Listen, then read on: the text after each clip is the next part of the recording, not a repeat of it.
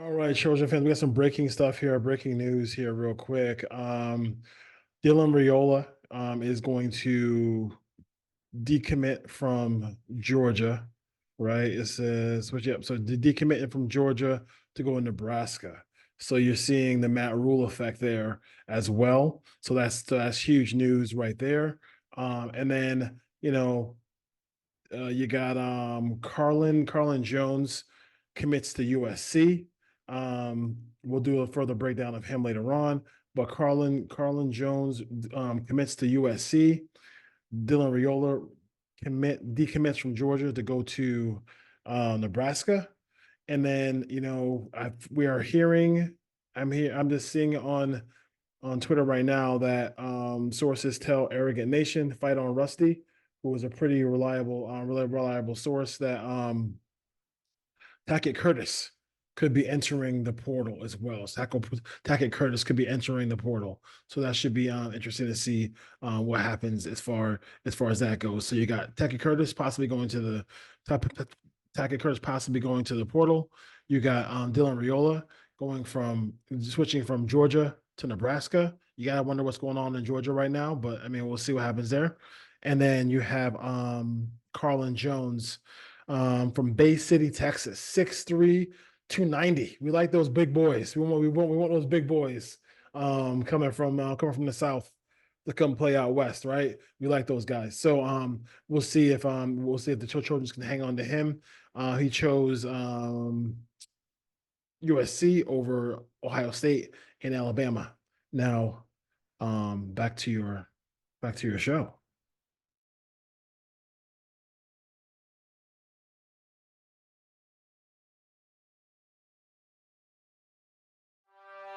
Welcome to the Put on Waivers Media Group, home of the Put on Raiders podcast and the Student Body Right podcast. This is your place for the best breakdowns and the best insight for those who fight on and bleed silver and black. Now, here are your hosts, Dwayne Douglas and Ryan Holmes.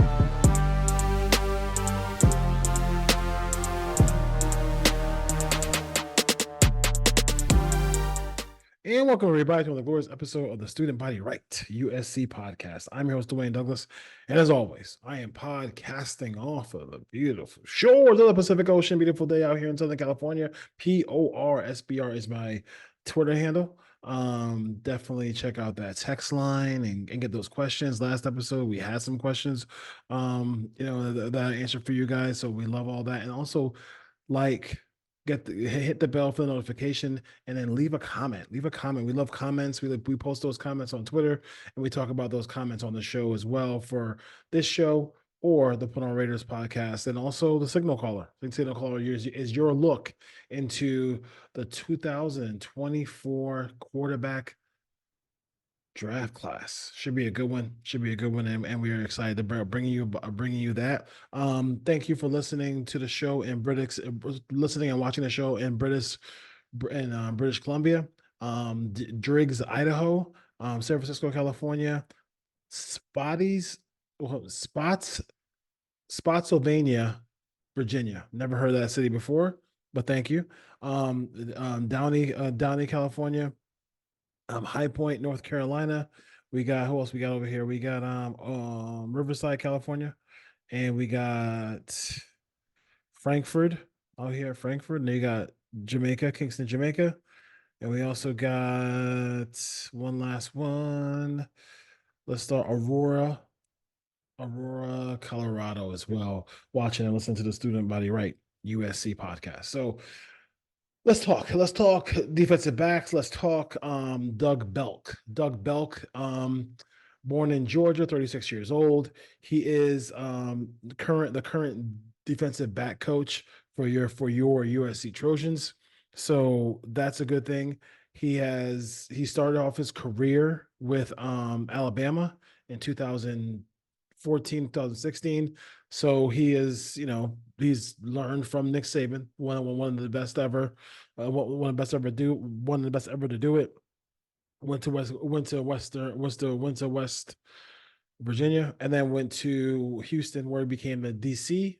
And then he also became the DC and secondary and DC and an assistant head coach as well too. So highly thought of in this moment here. USC and Georgia were kind of battling for his services.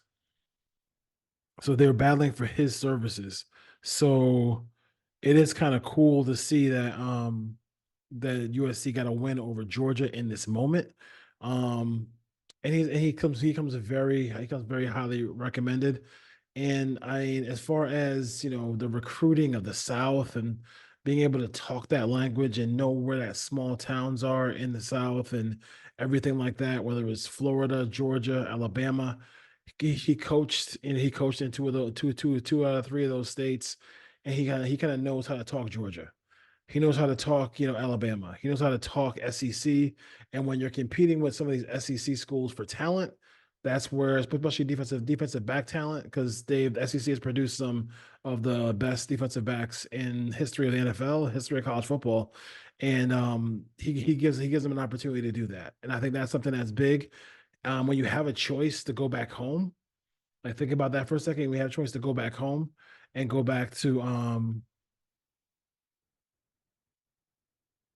back home, and you don't, and you still want to venture out and see what the West Coast has to offer.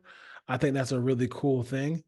Um, to see him choose Lincoln Riley, see him choose this moment here to join the Trojans, and that's something that I'm excited about. I'm really, really 100% excited about for him, excited for him and his family, and just excited for the defensive backs on this team because they need the proper tutelage. Now, you're gonna get mixed results when you talk about people who want to kind of diss Dante Williams, right? They're gonna say, "Hey, like he wasn't the best. He was the best. He was a really fantastic recruiter, but he was not the best um, developer of talent." You might bring up a Damani Jackson, the person who's pro Dante Williams would bring up Makai Blackton. Like, you know what I'm saying? So it happens. Like it just it is what it is. You're gonna miss on some. You're gonna be really good on others. I don't know what the situation is as far as like what the truth is, but I feel like he didn't fit in with the staff. He didn't fit in with new defensive coordinator Dancy Lynn or Matt Entz, who's going to be the new linebacker coach as soon as North Dakota State finishes their title run. He'll be with the Trojans. But with that being said, uh, I'm not gonna diss him on the way out. I mean, I wish Coach Williams all the best. But this guy comes in who is highly regarded, had was a defensive coordinator who had Houston at in the top 30, top 20 defensively. That's a huge thing. That's a big thing to have that in your breadbasket here as far as that goes. Like think about that for a second. He was like Houston, not even known. Like the first tweet I saw about it from a Trojan hater was like, oh, so USC's defense is gonna suck again. Well, I mean, I don't know. I can't 100% tell you that they're gonna be successful, but they're bringing in people who can recruit the South and coach players from the SEC. And then you have a linebackers coach who is all about Midwest, who just like Matt Entz, like breeds Midwest. If you look at Matt Entz, you would immediately look at him and say, okay, what part of the country is he from? You would say Midwest. He just looks like that guy from the Midwest there as well. So I do like the move here. I think they're trying um to be really diligent about the defensive side of the ball, and they're trying to improve themselves a great deal. I know, early on in his career, he took a huge pay cut to join Nick Saban's staff as a graduate assistant. But he wanted to be he wanted to learn from the best. I mean, you kind of gotta see, even though you may not, love the way they do it, you kind of, if you're a college football assistant, if you got a chance to coach at Alabama, you kind of got to take the opportunity. right? I mean, like the knowledge you get is like not even knowledge you get is not even is greater than what this knowledge you get is going to be greater than the money that you get because it's going to lead to more money down the road anyway. So I think that's a great move that he did that, and he had an opportunity to really improve himself as a coach under Saban. I think he did that, and then now him being being on staff at Houston did a good job at Houston as well too. So you children fans, welcome Doug Belk to the coaching staff. And I don't, like I said, I don't think any of these coaching staffs are going to any of these any of these teams are going to be coaching in the Holiday Bowl. I think they're going to be a lot of those guys are going to be at the they're going to be with their teams and they're going to make that transition after the bowl games are over. That's when everything's going to be all good and all fine and dandy. I think it's also something to think about too. Is like you remember, like the defensive coordinator Danton Lynn, he didn't get the job at UCLA, I think, until February. So think about that for a second. He didn't get the job until February. So now he's way ahead of where he was last time. And he has an opportunity to really, really just, take the bull by the horns, take this team over and put them in the right direction as far as the defensive staff, defensive players, recruiting, transfer portal, all those things like that. We'll see what they can do. But Belk is going to be a big part of that because he has the pedigree. He's making all the right steps. And I think he wants to be these guys.